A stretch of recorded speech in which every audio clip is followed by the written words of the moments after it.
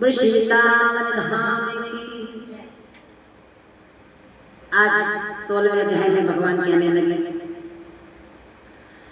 वाल्मीकि कहने लगे कि इस प्रकार अनुपम वर देने वाले स्त्री पुरुष को देखते देखते हर गए। कुछ काल व्यतीत होने पर गौतम के पुत्र उत्पन्न हुए और सुखदेव के पुत्र के उत्पन्न होने पर अति प्रसन्नता के साथ श्रेष्ठ ब्राह्मणों को बुलाकर जाति कर्म किया और स्नान कर ब्राह्मणों को बहुत सा दान दिया। जब गौतम का पुत्र हो गया ना, तो सुखदेव जी से भगवान ने पुत्र को साधारण पुत्र नहीं होगा, लेकिन अब मुझे पुत्र हो गया, लेकिन अब तो मैं धूमधाम से खुशियां मनाऊंगा। तो उसने सभी राज्य के ब्राह्मणों को बुलाया, स्नान करवाया। स्नान के बाद ब्राह्मणों को बहुत सारा दान दिया, जिस दान की कोई हद नहीं। सोना चांदी हीरे जवाहरात सब लौटा दिया। बेटे के प्रेम में उसने कुछ नहीं देखा। पिता के मनोरथ के साथ माता के मन को आनंद देने वाला वह पुत्र शुक्ल पक्ष के चंद्रमा के समान बढ़ने लगा। जैसे शुक्ल पक्ष का चंद्रमा बढ़ता रहता है ना, कभी शुक्ल पक्ष में देखना चंद्रमा का आकार बड़ा होता रहता है। इतना निकलना शुरू होता है, जैसे इतना इतना इतना इतना एक दिन वो पूरा अमावस्या गिरा जाती, पूरा फैल जाता है, पूरा गोल लाल जाता है। तब पिता ने पुत्र को योगावती संस्कार कराया, पर गायत्री मंत्र का आदेश दिया कि अब तो गायत्री मंत्र का जाप किया, मैंने तुझे आदेश दिया। और वह पुत्र तब ब्रह्मचार्य का पालन करने लगा। अब वो पिता की बात का पालन करने लग गया कि हाँ मेरे पिता ने बोला, मैं इस बात को मानूंगा। वाल्मीकि ऋषि कहने लगे कि एक समय करोड़ों सूर्य के समान कांति वाले देवन ऋषि वहां पर आएंगे। अब वाल्मीकि गुरु जी कहकर गए कि एक समय ऐसा आएगा, सूर्य से भी करोड़ों सूर्य, अब एक सूर्य में हम देखते हैं करोड़ों सूर्य भी नहीं होंगे, उनसे भी तपमान तेजमान एक ऋषि देवन ऋषि वहां पर आएंगे। अब देवन ऋषि आ गए, उनको देखकर सुखदेव ने उनके लिए आसन बिछाया। उस पर आसन पर देवल मुनि बैठकर बोले, हे सुखदेव, सब लक्षणों में युक्त यह है तुम्हारा पुत्र महाभाग्य का समुद्र है। ये मेले में गए तुझे ले गए कि ये महाभाग्य समुद्र के तेज से भी तेज है। समुद्र तो फिर भी रुक जाएगा किसी दिन, लेकिन तेरा पुत्र कभी किसी कमी से नहीं रुकेगा। आज तक भी उनका मुझे नाम नहीं पता, मैं इस बात के लिए समझ सकता, लेकिन आज भी वो जंगलों में भटक रहे हैं। आज तक उनका रुकना शुरू नहीं है। आज से वो तक चलते आए सत्ययुग द्वापर कलयुग आ चुका है, लेकिन वो अभी तक अपने कदमों को रोक नहीं पाया, लेकिन वो चले गए अपने जीवन में।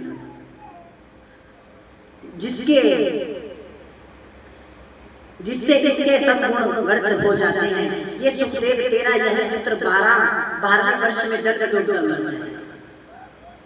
भगवान कहते हैं, भगवान से कहने लगे सुखदेव जी, एक तो बेटा था, 12 साल की परवरिश में चले गए, पढ़ाया लिखाया ज्ञान करवाया, सुख तो मैंने देखा ही नहीं, आपने कह दिया कि जग डूबकर मर जाएगा। क्या फायदा पुत्र देने का कि मन की भावना, मन की तसल्ली करवाई थी मैंने, जिससे तुम मन में सोच नहीं करना कि अब सोच मत करना, मैं तेरे को दे दिया पुत्र, अब उसके कर्म थे वो करेगा तो कर्म तो भोगना पड़ेगा। होने वाला तो अवश्य होगा ही, इसमें कोई शंका नहीं है कि जो होना है वो तो होगा, इसमें कोई शंका नहीं है। अब जो कार्य हमने करना है वो तो करना है, इसमें कोई शंका नहीं है। अब मेरा मन करके मैं कथा करने के लिए बैठ सकता हूँ, वरना काफी तो बंद है, अपने आप को काफी खुले लेंगे, ये हमारे मन का काम है।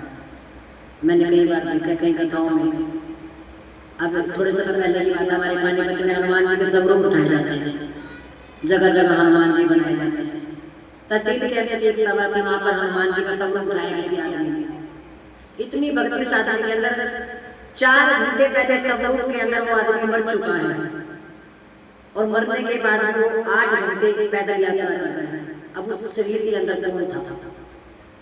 मानते जब डॉक्टर ने चेकअप कराना, डॉक्टर कहते हैं कि इनको तो 6 घंटे हो चुके हैं मरे हुए, और सभी लोग कह रहे 6 घंटे पहले तो हमने दशहरे में रावण को फूंका है, उस टाइम पे बड़ी तेज भाग रहे वीडियो को फूंका है, और आज उनका नाम है। और एक सभा हमारे मॉडल टाउन में ऐसी है, हर साल हनुमान मंदिर खत्म होने के बाद, चलिया खत्म होने के बाद पानीपत से सब लोग उठाते हैं, हरिद्वार तक पैदल पैदल जाते हैं, सब लोग को धारण किए, ना खाना ना पीना ना वॉशरूम, 4-5 दिन लग जाते हैं, डीजे बजता रहता है, ढोल बजते रहते हैं, पानीपत से हरिद्वार तक जाते हैं शंकर भगवान की नगरिया में।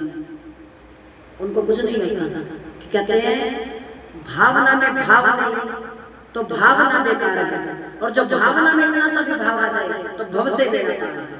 जब हमारी भावना में भाव नहीं होगा ना तो कोई फायदा नहीं हमारी बात सुनने का। मैं तो हर बात नहीं कहूँगा, कोई फायदा नहीं हमारी बात सुनने का, सुनाने का।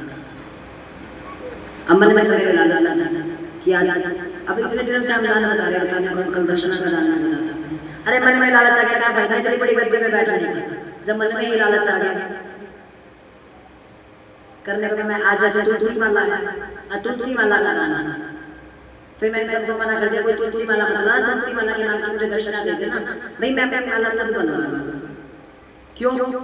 क्योंकि आजकल तुलसी की माला आर्टिफिशियल भी आ रही है, कई मोतियों से बनाई जा रही है। ये तुलसी माला जो इसके विराजमान है, ये इस्कॉन मंदिर से बनवाई गई, वृंदावन से बनवाई गई माला, ये 3,500 रुपए की माला है इस्कॉन मंदिर से, अपनी आंखों पे।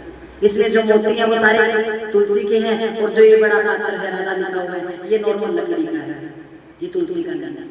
तो हम अपने गले की माला बनवाएंगे इस बार आप लोगों की दक्षिणा से, कहीं भी गला करते हैं, लेकिन इस बार उस दक्षिणा से आप अपनी घंटी बनवाएंगे, लेकिन बनवाएंगे ऐसे नहीं कि कोई तुलसी माला बनाना उसके नाम की दक्षिणा आप इस मुट्ठी में डाल देना, बंद मुट्ठी करके चलते।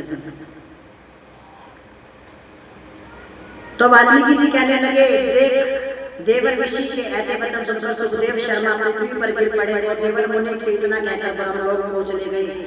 सुखदेव देवर मुनि के वचनों को स्मरण कर बहुत काल तक विलाप करते रहे। फिर गौतम पुत्र की गोदी में लेकर प्रेम से मुख चुप कर अपने पति से बोले, हे दैत्यराज, होने वाली वस्तु में भाव नहीं करना चाहिए, जो होना है वो तो होना है।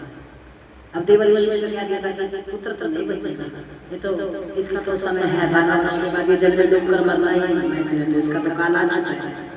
अब अच्छा सुन करके तू विलाप मत करियो, कभी तो विलाप करना से हाय मेरा बेटा, हाय मेरा बेटा, कि जो होना है वो तो होना है, समय की घड़ी को भगवान ने भी रोक सकता।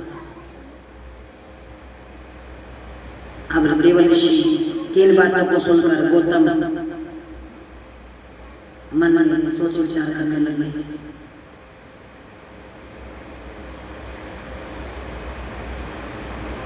सो तो हो ही गया, सो तो हो ही, और जो नहीं होने वाला है वह कभी नहीं होगा।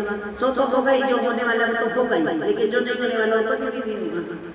इसलिए हे नानक उठो और सब शरणागतों के जीवनों में रक्षा निर्वाण पद को देने वाले सनातन हरि को भोज।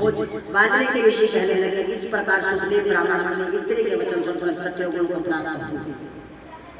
अब भगवान को भोज के लिए बुलाया है। अब भगवान कह रहे हैं, ब्राह्मण अपनी स्त्री के वचन सुनकर सत्ययोग को प्राप्त हुए और हृदय में हरि के समान कमल को धारण कर अपने पुत्र के उत्पन्न दुख को तत्काल त्याग दिया। अब पुत्र के जो मन में भाव आता है पुत्र के खिलाफ, पुत्र है, मेरा बेटा है, मेरी रक्षा करेगा, सहारा है, वो सब गौतम जी ने त्याग दिया कि जब जब है नहीं तो क्या अब आगे भी सोचो। जब भगवान ने बोल दिया, देवों ने बोल दिया, ऋषियों ने बोल दिया कि 12 वर्ष की उम्र में जल में डूबकर मर जाएगा, तो आगे तो मेरे करने कोई फायदा नहीं है। क्यों मैं बड़े बड़े सपन देखूं, क्यों मैं बड़े बड़े सपनों को सजाऊं कि ये होगा। इस तरह भगवान यह कहकर पुत्र के उत्पन्न दुख को तत्काल त्याग दिया और भगवान अपने परम लोक में अंतर्ध्यान हो गए। बोलो विष्णु भगवान की, बोलो गरुड़ सवार की, बोलो पुरुषोत्तम महात्मा की।